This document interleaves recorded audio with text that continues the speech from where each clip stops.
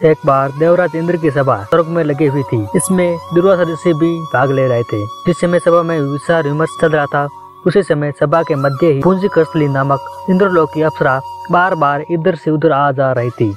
सभा के मध्य पुंजकस्थली का यह आचरण ऋषि दुर्वासा को अच्छा न लगा। दुर्वासा ऋषि अपने क्रोध के लिए प्रसिद्ध है। उन्होंने पुंजकस्थली को कई बार टोककर ऐसा करने से मना की, लेकिन वह अनसुना कर वैसा ही करते रही। तो दुर्वासा ऋषि ने कहा, तो देव सभा के मर्यादा ज्ञान नहीं, तो कैसे देव अप्सरा है जो वानरों की तरह बार बार आ जाकर सभा में विवाद डाल रही है। अपनी इस आदत के कारण तू वानरी हो जा। दुर्वासा ऋषि का साफ सुनकर पुंजकस्थली सन्न रह गई। अपने आसन का यह परिणाम सोच भी नहीं सकती थी, पर अब क्या हो सकता था। वो लो चुकी थी, इस कारण वह शापग्रस्त भी हो गई। उसने हाथ जोड़कर अनुनय विनय कर कहा, ऋषिवर, अपनी मूर्खता के कारण यह भूल में अनजाने में करती रही और आपकी वर्जना पर भी ध्यान ना दिया। सभा में विवाद डालने का मेरा कोई उद्देश्य न था। अब आपके इस हिसाब से मेरा उद्धार कैसे होगा। अप्सरा की विनती सुनकर ऋषि दुर्वासा बोले, अपनी इस अचंचलता के कारण अगले जन्म में तो वानर जाति के राजा वीरज की कन्या के रूप में जन्म ले। तो देव सभा की अप्सरा है, अंतर तेरे गर्भ से एक महान बलशाली यशस्वी तथा प्रभु भक्त बालक का जन्म होगा। पुंजकस्थली अप्सरा को संतोष हुआ। पुनर्जन्म में वानर राज वीरज की कन्या के रूप में उसका जन्म हुआ। उसका नाम अंजना रखा गया। विवाह योग्य होने पर उसका विवाह वानर राज केसरी से हुआ। अंजना केसरी के साथ सुखपूर्वक प्रभास तीर्थ में रहने लगी। इस यात्रा बहुत शांति थी तथा बहुत से ऋषि आश्रम बनाकर यज्ञ आदि करते थे। एक बार ऐसा हुआ कि वन में घुसने वाला शंखबल नामक जंगली हाथी प्रमत्त हो उठा तथा वन में उत्पात मचाने लगा। उसने कई आश्रमों को रौंद डाला, यज्ञ वेद्य नष्ट कर दी। उसके भय से भागते हुए अनेक तपस्वी बालक आहत हो गए। कई आश्रम उड़ गए। कई ऋषि भय के कारण ऐसा छोड़कर चले गए। केसरी को जब शंखबल नामक हाथी के इस उत्पात का पता लगा तो वह आश्रम तथा आश्रम वासियों की रक्षा के लिए तत्काल वहां आए और शंखबल को बड़ी कुशलता से घेर कर उसके दोनों दांतों को पकड़कर उखाड़ दिया।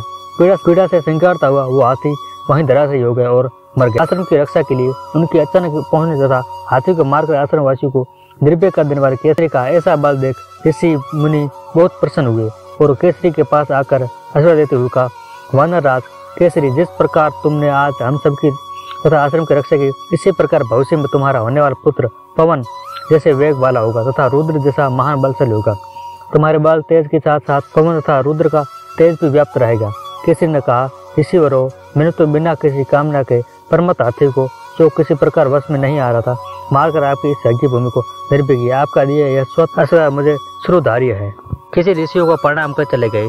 समय आने पर अंजना के गर्भ से एक बालक का जन्म हुआ। उसमें अपने बाल्य काल से ऋषियों द्वारा दिए आशीर्वाद का तेज झलकने लगा। आश्रमों में वह पवन वेग की तरह जहाँ तहाँ पहुंच जाता। आश्रम में विघ्न डालने वाले वन्य जीवन तथा दुष्ट व्यक्तियों को अपने अपार बल से खदेड़ देता। अपने इस पराक्रम से वह मदमस्त हो जाता था तथा अपने साथियों के साथ वह आश्रमों में क्रीड़ा करने लगता। उसको खेलने से कोई रोकता तो वह उसको भी तंग करने लगता। बालक तो था ही, उसके बाल कौतुक से जब ऋषियों को असुविधा होने लगी तथा उनकी पूजा पाठ में और यज्ञ में व्यवधान आने लगा तो उन्होंने उसके स्वभाव में शांति लेने के लिए आशीर्वाद जैसा साफ दिया कि तुम अपने बल को हमेशा भूले रहोगे। जब कोई तुम्हें आवश्यक होने पर तुम्हारे बल की याद दिलाएगा तब फिर तुम अपने अपार बल जागृत हो जाएगा। इससे वह बालक शांत स्वभाव का हो गया। केसरी नंदन यह बालक आगे चलकर हनुमान नाम से प्रसिद्ध हुआ। सीता जी की खोज के लिए जब कोई समुद्र पार करने का साहस नहीं कर रहा था और हनुमान बैठे थे तो जामवंत ने हनुमान जी को उनके बाद याद दिलाई थी। तब उन्होंने समुद्र पार कर सीता की खोज की। जय श्री राम।